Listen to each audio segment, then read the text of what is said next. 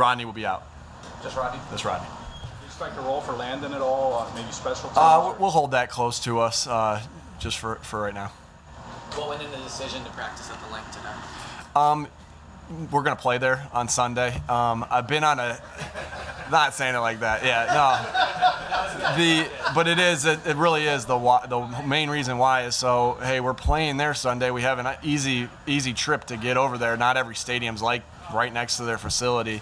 And if it matters this much, it's worth it, right? So the receivers get to see the ball a certain way in that stadium. The DBs get to see the ball.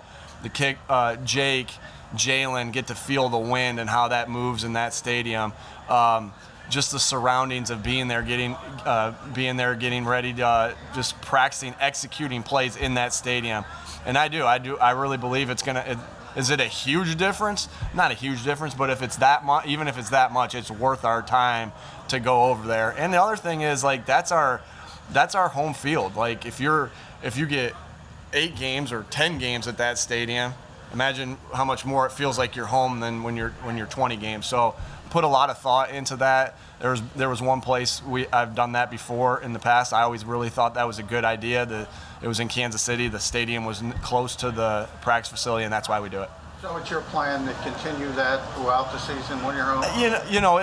Obviously that can change here and there. That can change based off the weather, and different things go into it. But yeah, that's my initial plan, and just be ready to adjust just like we do in a game. Has Mark set clear concussion protocol then? Is he available? Tomorrow. We'll find out in the morning. Yeah. You obviously knew Jonathan very well from working with him in Indianapolis, but in seeing him in this new role, what had you learned about him that you maybe didn't know? I knew he was a great leader but now he's leading an entire group, so I just see his leadership skills. I already knew he was a really good with fundamentals and technique, especially at the DB spot, and then also with his scheme. And so now just to see his leadership role amongst an entire group instead of just a position group. Sorry. Okay, sorry about that. To see it in front of an entire group of as a coordinator instead of position group, that's really been fun to see. So he's the same guy though, right? With same energy and same insane energy and knowledge for football. With his background with DBs, does that kind of put you a little bit more at ease with the injuries that you do have in the secondary? And how do you feel about your secondary right now? Yeah, I feel good about our secondary. They played a good game. They've been practicing well, in the past, and now they've had a good week of practice this week. So really confident in them, and I think we got some good playmakers back there. Nick, we saw some of the veterans get a rest designation on Wednesday. What goes into that, and is that something you want to continue all year? Yeah, just like we do in the season, it's always about the players' health and making sure they're fresh for the game, and that's just something that each individual week we'll talk about and we'll think through. And so that was the Wednesday plan though, coming off the game on Sunday. Nick, you protected 4 practice squad players. Obviously, you can do that. Didn't activate any last week. What goes into the decision whether or not you're going to bring somebody up for the game? You are limited in how many times you can actually bring somebody up, but it's just the guys that maybe the position's thin. Special teams is always taken into account. The style of offense or defense that the team plays against you, that always takes into account, like who might you need up, who might need a rest, and etc. So there's a lot of factors that go into it, those 3 being the main ones. Given your week of game planning, though, how early does that decision have to be made between you and Eliot? Because you're dealing with the second group. It's not the first part of the week is talking about the guys that are going to be up and they're going to be down, and who's healthy and who's not. So really pretty much, and then it's kind of the next level of that, Wednesday, Thursday, the other stuff happening Monday, Tuesday. So are you picking the top shirt in the pile, or is there any specific reason? Someone sent me this shirt, I liked it, and I put it on. So no, it's just supporting Jalen. That's kind of why I like to connect with those guys, through wearing their shirts, and also just supporting them. Letting them know I believe in them. Handling success can be a little bit different than adversity. So how do you get a feel for the players this week? Can you get a feel? Do you know where you are by Friday? I think the message has been clear ever since the beginning. When we had to talk about adversity, right? You kind of think, somebody asked me about, do you have a talk for each thing? And I kind of said I do, but we had to talk about adversity, and when adversity hits, because it's going to hit, right? And how you handle that, and what are the things that you really believe in that you double down on when adversity hits. Well, that's the same thing when you have success too. It's got to be the same mindset. So, and my message to him was, if you stick to, the things that you really believe in, and you double down on those things you really believe in, connect, compete, accountability, football IQ, fundamentals, and you double down on that, no matter if you win or if you lose, you're going to set yourself up to be good shape, because we know those are the things that help you win and lose games. So that's been the message. But I think the guys have were handled this week great. Again, we know it's one game. It's round one, and that just can never be forgotten. We're not thinking about that game. We're thinking only about this game this coming week. And then your connection to the players, obviously things are going well now.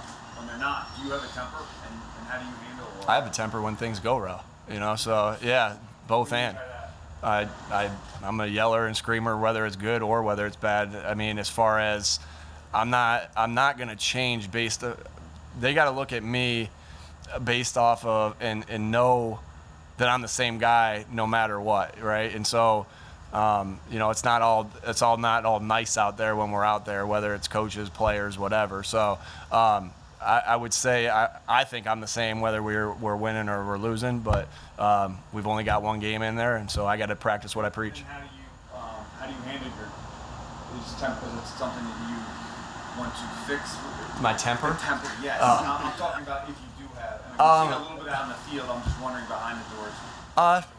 No, I was just teasing a little bit. I mean, to a point, but no, I don't think I have an issue with temper. So, I know I kind of answered you two different ways there, but I think it's an intensity. Hey, there's a standard that is set, and if you meet the standard, then we're really excited about it. If you don't meet the standard, then we got to correct it. Sometimes that correction is made in ways where you're yelling. Sometimes that correction is made in ways that you're teaching. Sometimes that correction's made in the film room.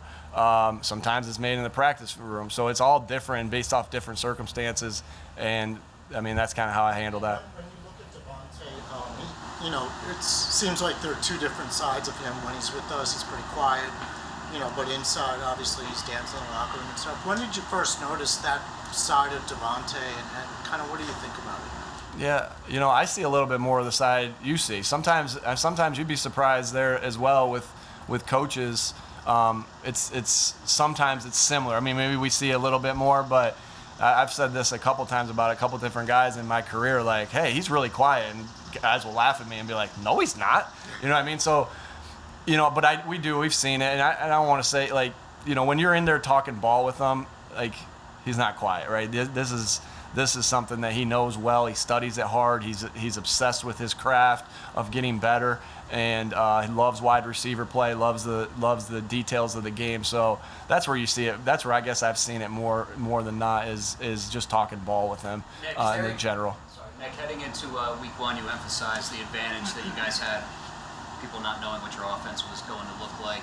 Now that there's some tape out there, what becomes important so you keep defenses off balance? Yeah, just knowing your tendencies and knowing the things that you do and being able to balance those off, marry things together from that really is the most important thing. But again, you're getting ready for a certain style of defense, and then you're going to get ready for a different style of defense. So there's still only one game, but we always gotta make sure that we know what our tendencies are with a lot of different things. Just because we know the defensive coordinators in this league are really good, and they look at a lot of different things as well. Is there a pregame routine or game day routine that you have? That I have,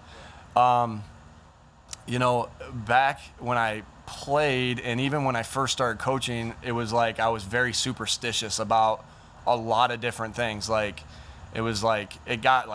bogged me down a little bit. And as a coach, I'm when I became a coach, and maybe I did it for the first couple years, and then I'm I can't keep up with this. I guess my superstition or my routine is to not be superstitious. That's really the fact.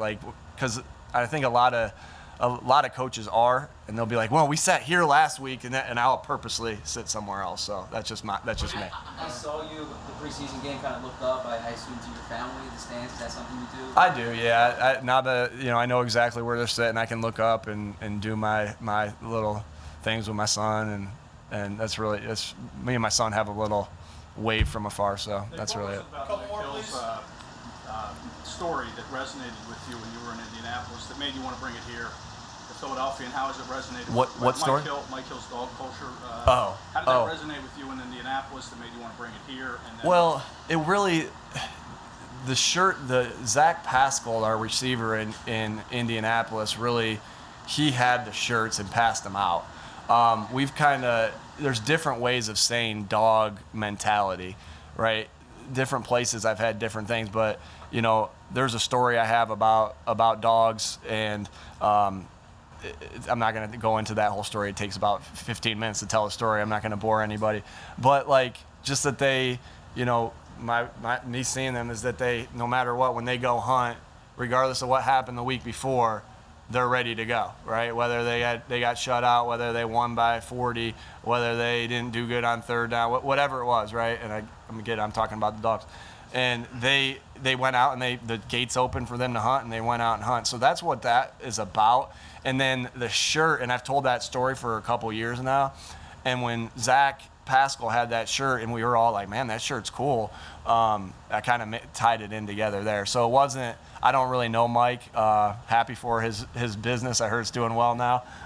But yeah, I don't really know him or his story all that well, to be 100% honest with you. Just in general terms, when you talk about game planning, getting ready for your next opponent, where do you start? Do you start with, okay, this guy's going to be really difficult on the opposition, or do you start with yourself? Again, everything's got to start with yourself, but everything is taken into account, right? I say it always starts with players, and so it starts with, how am I going to get these guys the football, right? Or how are we as a staff going to be able to get these certain guys the football, and what do they do well? So, okay, well, this guy has speed, so okay, we have these certain things in there for speed, and that we've done in our past, and this guy has a great feel. All right, well, let's get these things in there. Well, then it goes to okay, well, we have this group of, without getting too much into it, but we have this group of feel routes that are really important to have.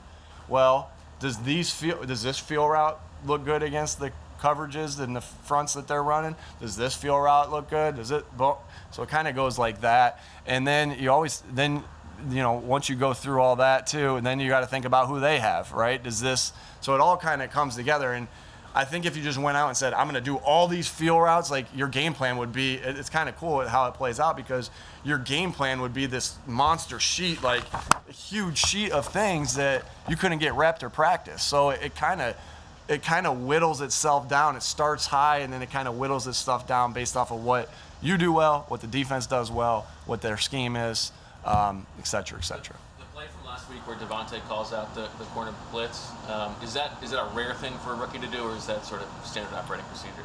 That's something we talk about a lot, but not everybody sees it. I think Devontae studies tape, he studies tape a lot, and he studies tape hard, and so he picks up on those little things.